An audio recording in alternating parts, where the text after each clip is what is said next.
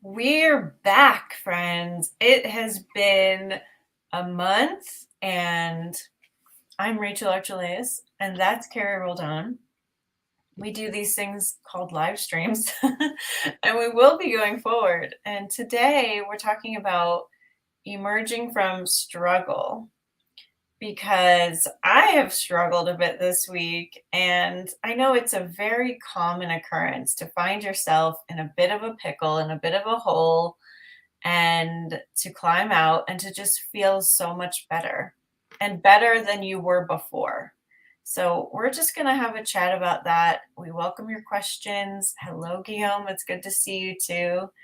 And yeah, so Carrie is hearing about this topic for the first time. What is it bringing to mind for you? Already I am like, do we actually have to struggle? So what is coming to me, and trust me, like I have been known to utter that phrase, like, oh, I'm really struggling with this right now, or I'm having trouble with this right now. And what I'm thinking about, okay, verbally processing right now. I work with runners, and one of the things that I've been telling my runners for years is one of the things that bonds us is shared suffering. Like one of the fastest ways to build a team is to suffer together. And in the same breath, I want to acknowledge that while pain may be inevitable, suffering is optional. And so, is it really that we're shared suffering that bonds us? Or is it this like shared triumph over pain? Is it a shared, right? It is recognizing my perspective, right? What kind of perspective do I want to present to these young girls? Which then you're like emerging from struggle. And I was like, what if we don't have to struggle, right? What if sometimes uncertainty is inevitable? Sometimes I'm thinking about running analogy and the fact that sometimes you have to slow down to speed up, right? Sometimes resistance or contrast or whatever you want to call it is inevitable, but the struggle is optional. And I'm saying that as someone who has been deep in the struggle a lot of the times. And so, as Rachel and I wouldn't, this is what I'm getting at, Rachel, I wouldn't say we're emerging from struggle. I don't think either of us, I mean, we haven't been here for a month, actually, for all sorts of different reasons, but not because we were struggling. But even when we've been in these, Rachel may have been struggling a little bit. But even as we've been in these places of struggle, right? Is that just because we called it that? Like, were we really struggling, or were we catching up with ourselves? Were we evolving? Were we? So, anyways, that's where I am. I am playing with the idea of the label of struggle. So, what say you? I know, I think it's kind of funny how we take turns with this. Like I was arguing you on the need to be optimistic front, where we do agree with each other. It's just like we're fleshing this out. And hey, Araniel, nice to see you. So I don't normally struggle. I'm a big proponent of growing through joy and love and curiosity. When I have stress in my life, I know it because it feels completely different for me. And it's like, whoa, what is this feeling that I never get to feel? Oh, it's stress. Oh my goodness, this doesn't feel good. But I definitely had a struggle yesterday. I had a little bit of a meltdown in this healing process from my surgery. And I know I've told you guys all it was just wisdom teeth, but it was way more than that. It was like 3 hours. It was a big deal. And I've never had this before. This is all new to me.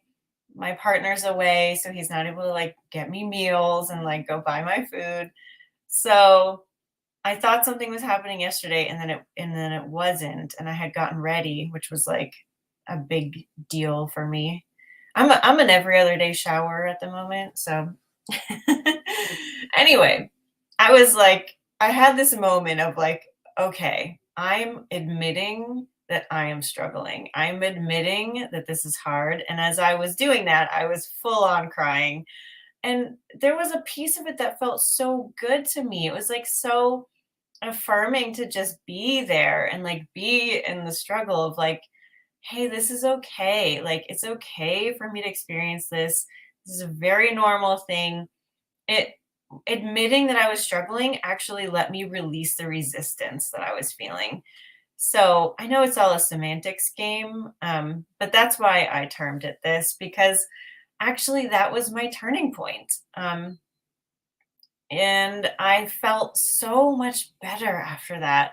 And I decided, well, you know what I can do? I can order food to be delivered to me, and I can, find all these other ways of supporting myself, even though my partner wasn't around. And it was pretty amazing. And I had the best day. I just camped out on the couch and I did things that I've been wanting to do for a long time. And it was wonderful. So I feel like sometimes we have to get to that point where we realize we are struggling, even when we don't want to be. We have been trying too hard to do something, maybe.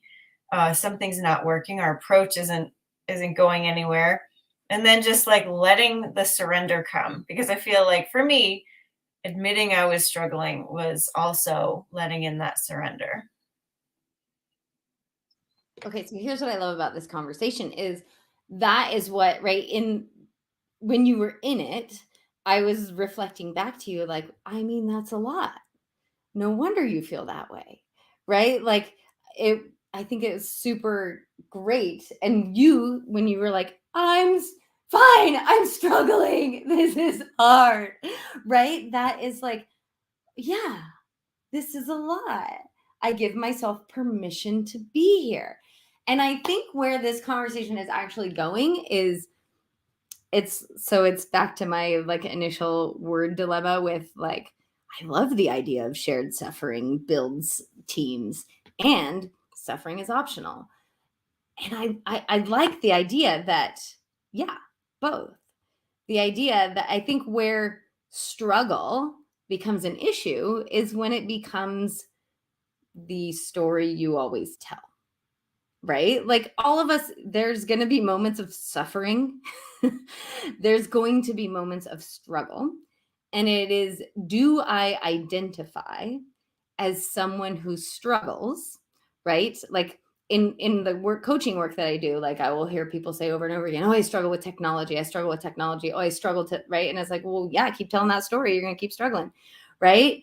Versus what you had, which was like, fine, I'm struggling. Like, surrender to this is where I am, not identifying as someone who struggles, but surrendering to this is hard. And then the struggle left. And I think that is what I'm thinking about when I think about the idea of suffering in running. Is like, I don't want people thinking you have to suffer. Just like you started with saying, I've always been a proponent of I grow through joy.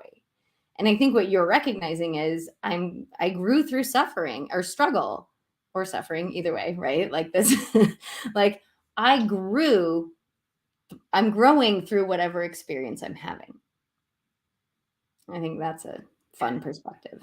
And let me just say, the reason why I love growing through joy more is because I struggled a lot in my earlier life. Like that was all I knew for a decade, was just like lots of struggle. And I want to say, because I want to address Guillaume's comment here about basically like struggling all the time and trying different things and it not working, is, you guys, therapy. Get therapy. Talk to someone who deals with this. Maybe you have depression. Maybe you have some other kind of disorder happening. There's nothing wrong with that. Doesn't make you any less capable of doing everything that you want to do. There's medications that can help. Like, we're not trying to take over this whole conversation and just say like, oh, just surrender. That can work at a lot of the times, but for me, I used to have therapists. I was on medication for a little while. I know a lot of people really benefit from taking the medical approach. So I would not have survived this week if I wasn't taking some pain medication. Like, all of this is okay. We're on this planet. We have so many resources. Please get the ones that are most appropriate for you and do all the things that you think will help you. But really be dedicated to yourself, and you deserve to get all of the treatments that are available to you that can help you. So I just wanted to throw that in because I think that's really important for people to know. Like, there's nothing wrong with you if you've tried everything. Try a different approach, perhaps try and seek out what these other trained professionals have to say. There's something that I want to say about that, and I can't quite find the words. And this is, I'm going to address Guillaume because Guillaume is one of our loyal viewers, and he's actually a member of one of our programs, maybe more than one of our programs. Over the years, I've spent some time with Guillaume, and I want to let you know, Guillaume, you are loving kindness. You are, you are the embodiment of a safe, accepting, helpful space for others. And a lot of times, I will speak from my own experience, what I give to the world is very hard for me to receive that. Like, it is, I remember, I don't know how long ago it was, where I was so down, and I just was like having a really hard time succeeding. And I had someone say, "Oh, you don't have someone who does what you do for you. Like, you don't have a you in your life." And I was like, "Oh." And so, Guillaume, I hope that, Rachel and I have been that loving, accepting, safe space for you, to be and to grow and all of that. And just like Rachel said, whether this is you, Guillaume, or anybody else who's watching that's like, I'm in the struggle and I've been here. I have been here for a long time. Yeah, it may just be that you don't have a you in your life. And so go find somebody who can be that for you. That's what I have to say about that. Yeah.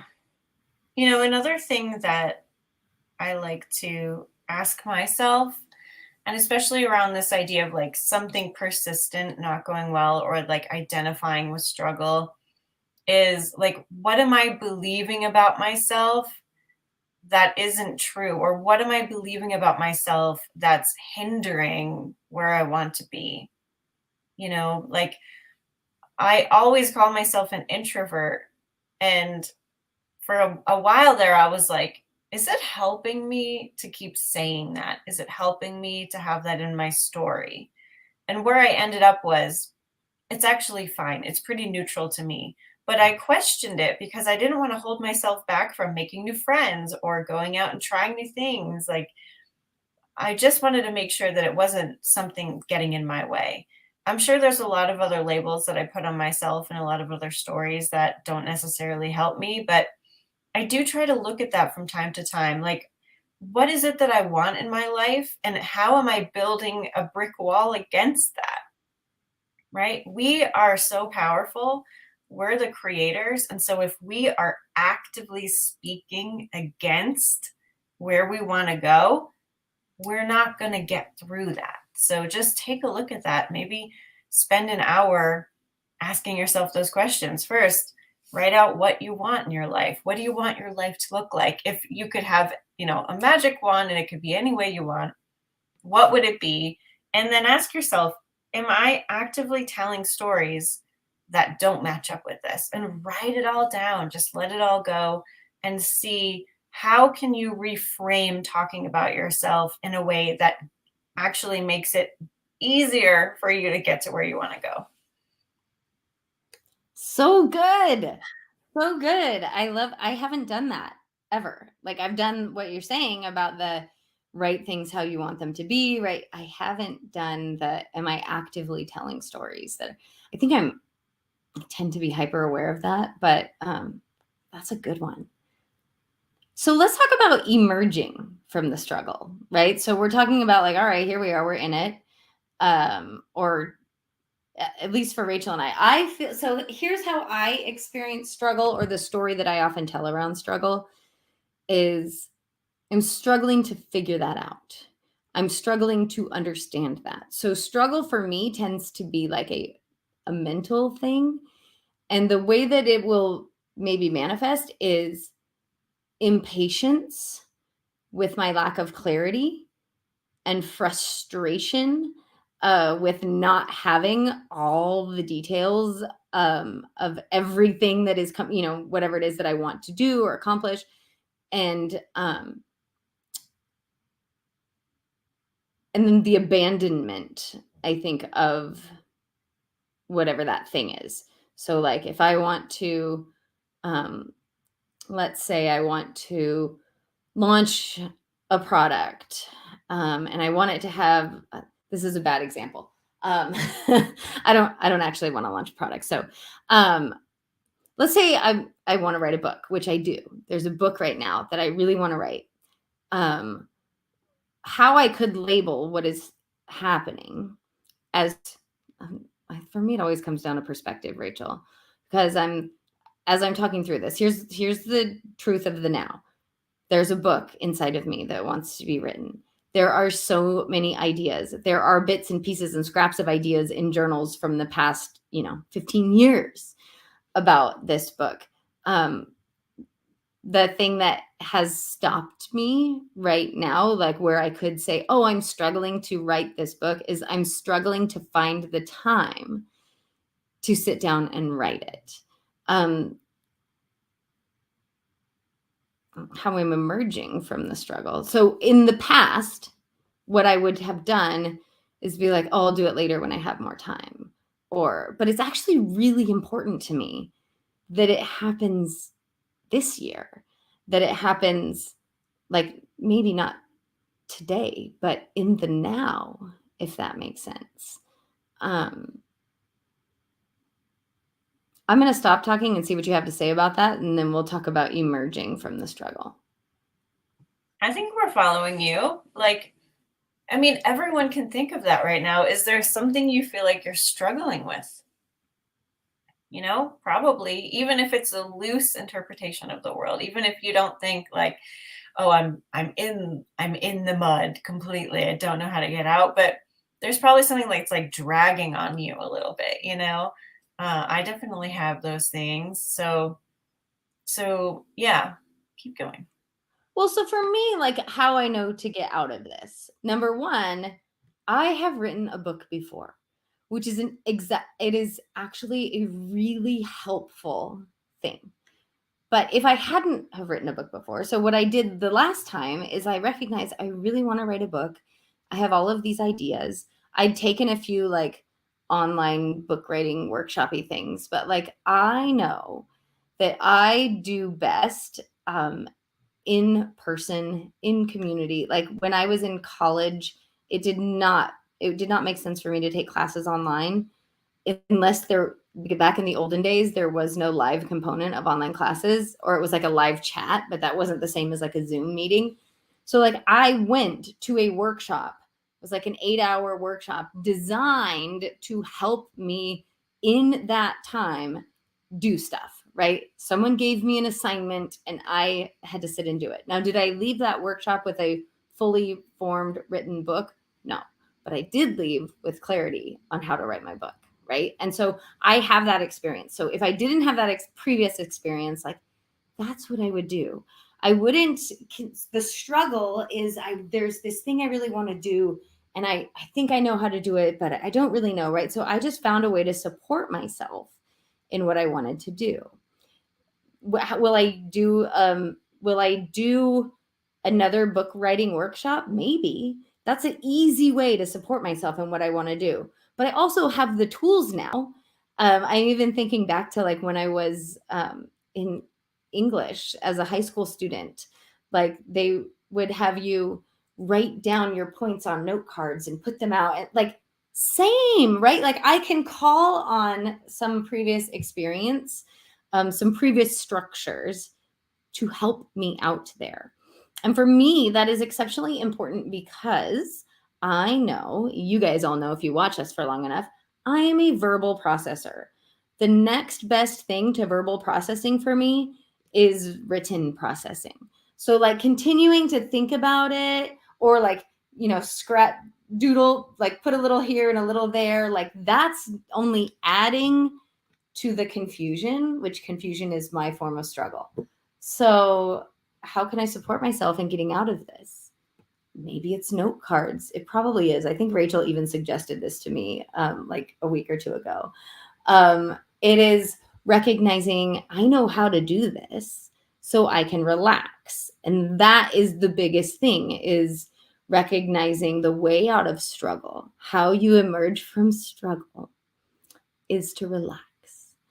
And so that means when I'm confused, I think my MO is to avoid, but that's not the same thing as relaxing, right? The answer is to relax, to remember, I know how to do this.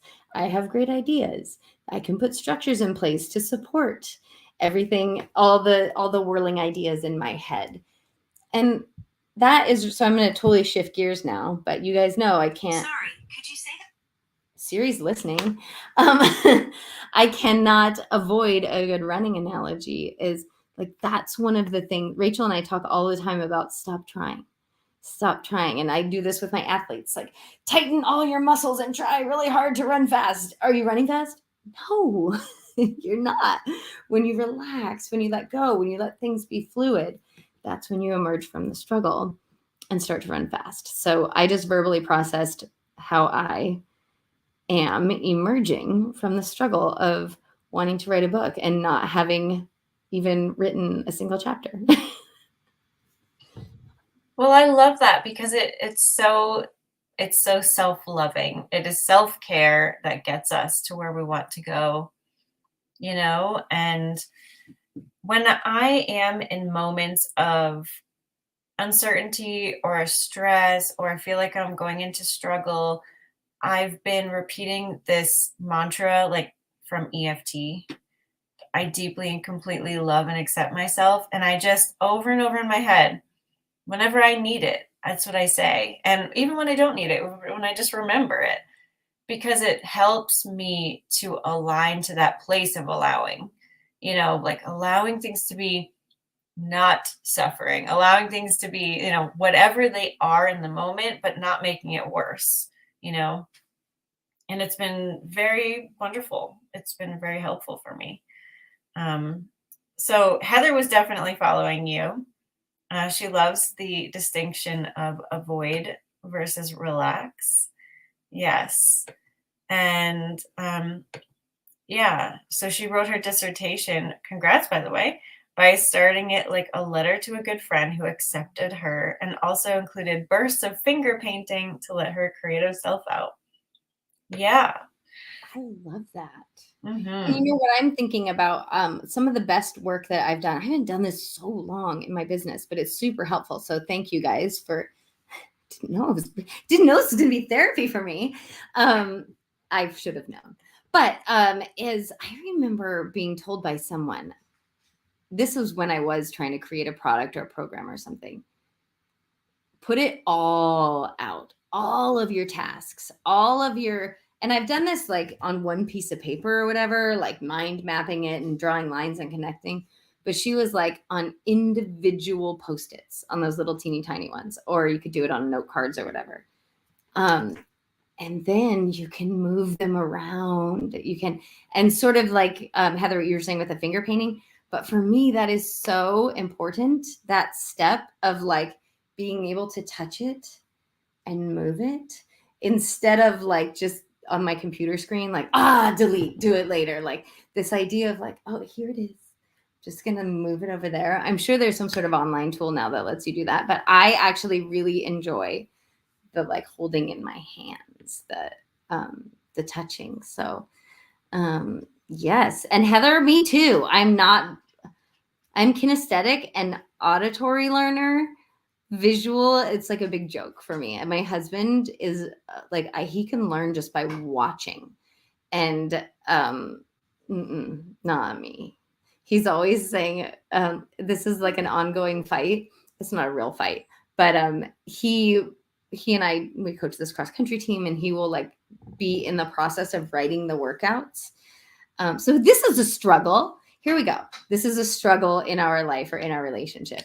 So he'll be like, hey, can you take a look at these workouts? And I'll say, yes. Can you print them out for me? And he will say, I'm not going to print them out. They're not done. Just come over and look at them. And I will say, well, I can look at them, but then I won't be able to give you appropriate feedback. And he'll be like, what's the difference? You're just going to print it out and look at them. And I'm like, I don't know. But if I print it out and I have a pen in my hand while I'm looking at them, they make sense to me and I can give you feedback. I mean, it's been 20 years of, of that conversation. The struggle is real. But the answer has been me communicating effectively. I don't know why it works, but it works. Well, I was just going to call you a geriatric millennial, but I think are you a geriatric millennial? I am. I think so. I actually technically, like my year of birth, I was born in 76. I think to be a millennial, you have to be 79 or 80 even. But I have always felt like I think I am like the leading edge of the millennials. I don't identify with, my husband was born in 1974, and it's like there's 10 years between us. Like his childhood memories versus my child. Like that's a whole interesting thing. But thanks for calling me geriatric. I really appreciate that. Well, that's what we call each other because we're the millennials that like paper, the younger kids, they don't have a printer. They don't know what it's for. But yeah, I need to hold things to paper. I need to print out my things before everything, scripts. Like I have so much paper in this house, and sometimes it feels a little wasteful, but it's just what I like, and I do recycle it. But yeah, so again, honor yourself. Honor yourself. How can I make this easier for myself? What can I do to support myself in this right now? Do I need to cancel something? I canceled an intimate alien call on Tuesday because I just wasn't feeling up to it. And you know what? Now Carrie can be there. And so everything is going to work out for you if you go in and just support. You know what? If you need a day, I laid on the couch on Tuesday.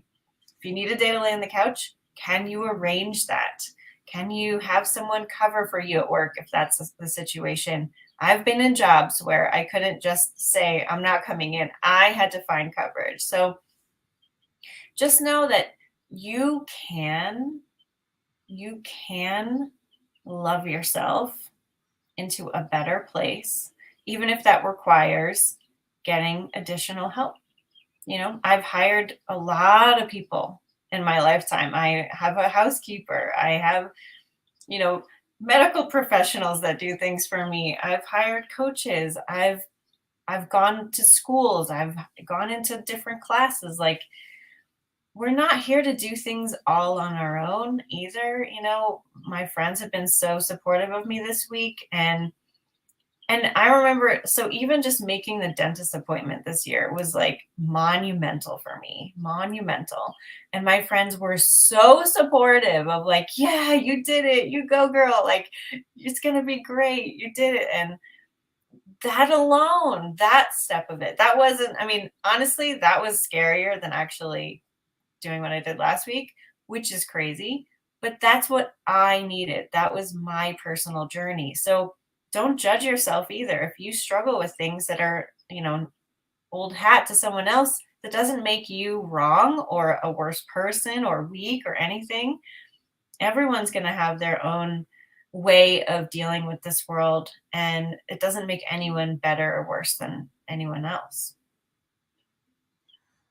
That got a yawn out of me. And I was thinking about you, and that it was more scary for you to call and make the dentist appointment than it was to show up and have your wisdom teeth removed and all the other dental work that you had done. And I don't know if it was scary for you to tell all of us, I'm scared of calling the dentist.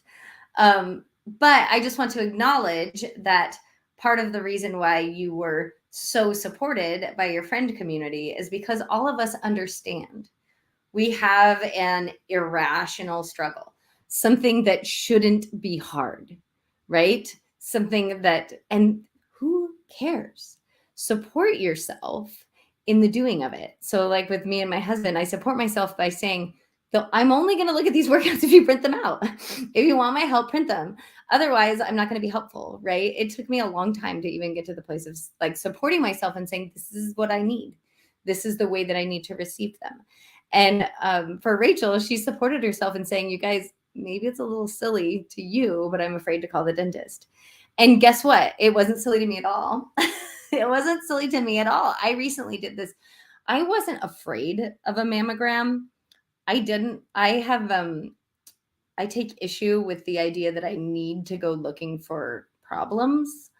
And I didn't feel the need to like go do a mammogram. But my husband, whom I love dearly, needed me to have a mammogram. He needed that like certainty and security and all of that. And it took me so long. Like I got the with the paper that's like, okay, now you have orders to get a mammogram. And it was on my refrigerator for a year or more. So that when I finally called, they were like, yeah, you need to go back to your doctor and get another one. So I did. And then it took me another 7 months to schedule the freaking mammogram. So like, I wouldn't have said I was struggling in any of that. I wasn't struggling. I was avoiding. But it felt really good. And it was like a huge celebration to say I made the appointment and then I went to the appointment. And so one, Rachel, solidarity in the like fear of making phone calls. And the fear of phone calls is so real for me. Like I will do anything to avoid talking to a person on the phone. I choose my practitioners based on whether or not I can make an appointment online. So that might be the introverts in us. But also note to all you service providers out there, make it really easy for people to book an appointment with you. There is no excuse these days to not have an online calendar that syncs with your regular calendar. I mean, that sounded harsh. Do you? But you won't get my business if I can't book you online. So I'm going to say, hold on. My best friend is a therapist, and she and I have this conversation a lot of the time. Hold on, I'm going to close this door. That's all right. My oldest daughter is on summer vacation already. So, and I am like, I would not book with you because I would have to talk to a human being. And she was like, I get it, but you have to talk to a human being so we know what you need and where to put you and how urgent your situation is. And I'm like, there's got to be an online form for that. Like, there's got to be a way. So anyways, I'm letting you know that if you feel like you need help, don't let the phone call be the thing that stops you. Yeah. I mean, honestly, that's the reason why I chose this dentist, is because they would let me, like, I emailed them and they got back to me and we got to schedule it all through email. And then I had to call them and give them my credit card, of course, because they have a no-show policy, but it was okay. I'd already invested by that point and it was not a big deal. And they also had the best reviews in my entire area, but still, it's probably because they know that people are afraid to use the phone. And that's kind of the point of this as well. It's like life can happen on your terms most of the time, right? And when it's not on your terms, is there a way you can support yourself through it? Life, now everyone came here for our own reasons, right? We came here with our own backstory of energy and what we wanted to experience here, but we all have the same template for love and growth and joy. So if you feel like you're not experiencing as much of that as you'd like, there are things you can do to help, you know? So, like, this is a self love day, apparently. And every day should be like, can I find an easier way through this life? Can I support myself more in living more of my truths, my true preferences? Can I incorporate more of me into my day? I'm continually having to do this because I'm very good at living my truth, but also there's always room to grow. You know, when my partner is not home, when he's traveling, I am in my joy because I'm moving around the house. I'm working in different spots. It doesn't matter which television I have on or what volume I'm at. Like, but when he's home and he wouldn't even hear me, I'm just so much more naturally quiet. And so I'm always having to remind myself, like, I still have that level of freedom regardless of where he is. And he doesn't care what I do. But like, it's just in here. How can I live out more of my truth? How can I tell a story that is more supportive of myself? All of that's really helpful. And I do want to plug. You guys know I got to do it. I got to plug it. We have a mentorship. We have a group coaching program that is the most beautiful, supportive, loving group that has ever existed, I have to say. And we have lots of support for helping you live your truth, which equates to more abundance. That's what living your truth gets you. So if you want to check it out, it is still on sale, 25% off. There was a link in the email you got today for this. There is a link in the video I put up a few days ago. Or you can go to intuitiveart.com/membership and you can see it there. And the code is rainbow. So it expires tomorrow night. If you want to join us, we would love to have you. I'm saying this again, intuitiveart.com/membership. And the code is rainbow. I love that that's the code. Me too. Well, also, I just want to say, Natasha, we love you. So I'm glad I was speaking directly to you. So I want to go back. I hope you don't mind going back because I'm recognizing there is a place where I would not say you and I are struggling right now, but we are definitely processing right now. And I want to address this idea of loss and struggle. And Rachel and I recently lost someone. It felt very sudden. And someone who, man, do I love her. Like, just one of the greatest human beings ever. She was such a role model to me and inspired me in so many ways. And I wouldn't say that I am struggling. I would say I'm struggling to accept the loss of her. So the interesting thing about it's our friend Dina, and I had never met Dina in person. I had only ever experienced Dina like this through a computer screen. And yet my experience of Dina was powerful and personal and visceral. Like my experience of Dina is to be in her presence is to like receive a hug. And so anyways, this is an area where I could label what we're going through as struggle. Like I am joyful when I think of the memory of her, and yet it makes me want to cry because she's not here anymore. And anyways, I guess I'm just saying this because I feel like this is a place where I am content to be in the struggle, right? To be in I recognize, maybe I have a healthy perspective. I recognize that she's not really gone, right? That there is a transition in my relationship to her, and that everything that she brought me in life doesn't disappear. And I also recognize that the pain and the sadness will pass, and I will remember her fondly always.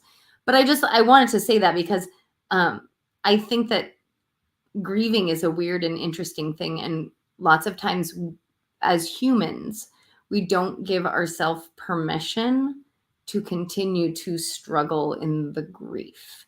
So I don't know. I hope that this has been like a conversation around, I feel like where we started was like, is struggle your story, or is struggle just where you are? And but like, yeah, right now I'm grieving and I'm struggling to deal with, wrap my mind around the fact that I'm not going to see her face on my screen again. Like, that's craziness to me. It's pretty weird. Yeah, I sent Carrie a text last night because I got a yogi tea saying that was really applicable to her. And I haven't texted Carrie in a while. And so I had to scroll through, and I had to scroll past Dina. And I was just like we were just texting. Like, she's everywhere in my life. She's in my Marco Polo. She's in my notes. She's in my phone, you know? And it's like, it is really strange. And, you know, I am a medium. I am able to talk to her. I talk to her all the time, but I can only access her when I'm not thinking that she's gone. So in those moments of grieving, it's real and it's sad, and it's, you know, it's a different relationship now. And you know, actually, what I was going to talk about today, if we weren't going to talk about this, was like how being psychic, being intuitive is so cool. It's so cool to have access to stuff beyond this, you know, and everyone does, even if you don't identify with those words. We're all connected. We're all light beings. We're all energy anyway. And like, just to take that in, you know, like, you are amazing and you are capable of anything that you got up here or in here.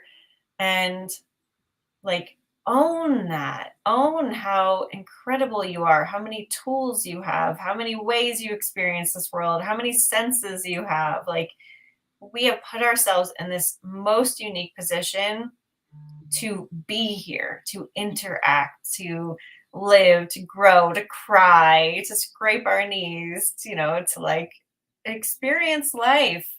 And, you know, I did a drawing and a little video where I connected with Dina, and that's what she was saying. You know, I asked her if she had a message for us, and it was just like, live it, live your life.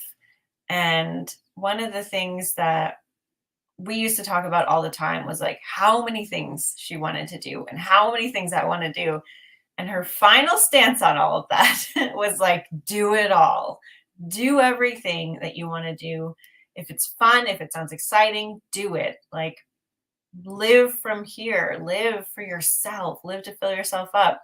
Nothing will go wrong if you do that. And I just love that, like, from her place of ultimate clarity, that is where she landed. I mean, it's not a surprise, but like, I love that. So yeah. That's going to make me yawn. It's not a surprise coming from Dina. And it's incredibly validating coming from Dina, because that's what Dina did, right? Like, she did all the things. I was reading, I guess it was an obituary. Someone posted on her Facebook page, like, who she was. And I learned even more about like all the amazing stuff that she did. And so I love that. I love that she was like, no regrets, just do it all. And I'm looking at Heather's comment. Yeah, you guys, being psychic is so amazing. And loss is still real, even when you can talk to people in spirit. Yeah. So yeah. And that is, I just made a video about that. Actually, I made a video of like, what is it like as a medium to lose a friend? And that's what prompted me to make that video on Instagram. So yeah, it doesn't make you not human. It just enhances your life in so many ways. Yeah. So I am someone who did not identify as psychic until I realized, oh, I totally am. I've been doing this for a while. And I took several psychic development courses, a couple of which came through Rachel, one from a friend, another psychic friend.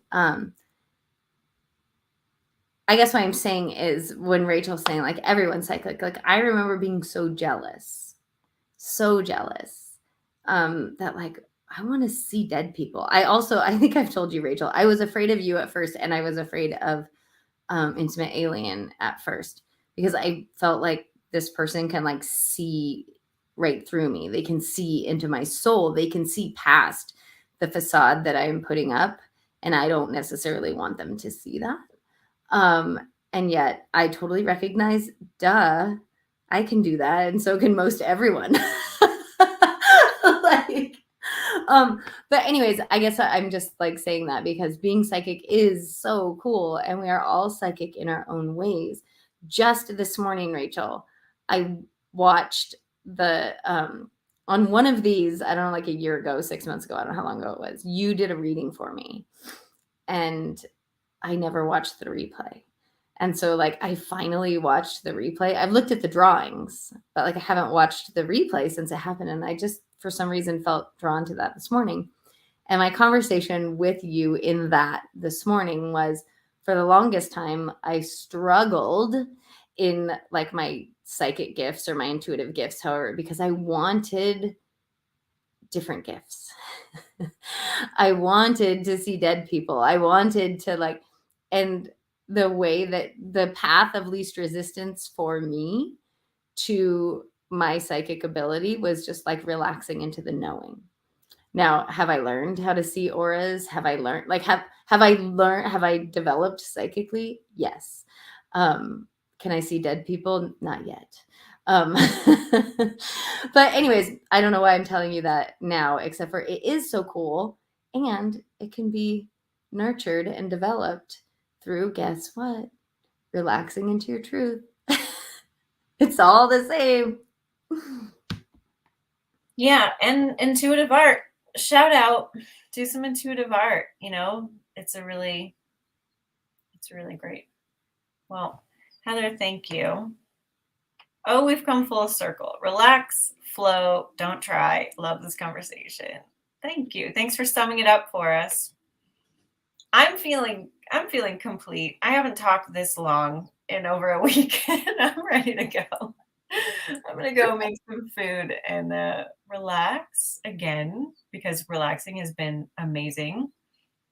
So you guys just take care of yourselves, take care of yourselves, do your intuitive art, ask yourself, how can I support myself more? Say, I deeply and completely love and accept myself as often as you'd like. Seek professional help if you feel like that would be helpful to you. And join our group if you want more support. So yeah, I think we're going to be talking a lot more in the coming weeks about like living multidimensionally and how to practically do that, how to conceptualize that, how to live it out, how to get the rewards from that, because it's so life-changing. But anyway, thank you, Carrie. This was amazing. You're welcome. And I'm going to give a little teaser on that because I just realized that like in the past, so I run a mastermind that Rachel's a part of, and I was telling her like the past 2 masterminds, I have come and very casually dropped like some mega manifestations, like some big miraculous things that have happened. And that is, I just was like looking back, like, oh my God, the last time we met, I told you guys this big thing happened. And then this time I met and I told you guys this big thing happened. And that is 100% the result of living multidimensionally. So that's the teaser. Come back. Yes. Yeah. So thank you for being here. We're glad to be back, and we will see you next week. Bye, guys. Bye, everybody.